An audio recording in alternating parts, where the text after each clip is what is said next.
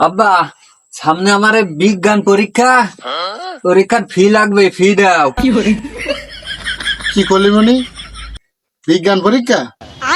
আচ্ছা ঠিক আছে বিজ্ঞান। ও ভাই মনি, তাহলে তো তুই বিজ্ঞান সম্পর্কে তো ভালো কিছু জানিস। হয় আব্বা, আজ আমি 30 বছর ধরে বিজ্ঞান উপরে আছে পড়ছি, তে আমি ভালো জানবো না বিজ্ঞানে কি আছে না আছে। তা করছিলাম যে তুই আমার একটা প্রশ্ন খালি উত্তর দে দিনি। এই ব্যাপার আব্বা, তুমি একটা কেন, তুমি আরো 5টা প্রশ্ন কাও, তুমি কও দিনই খালি।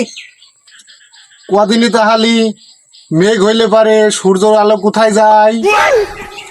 এই প্রশ্ন আব্বা, একটু সিম্পল প্রশ্ন, তুমি বুঝতে পারছো না?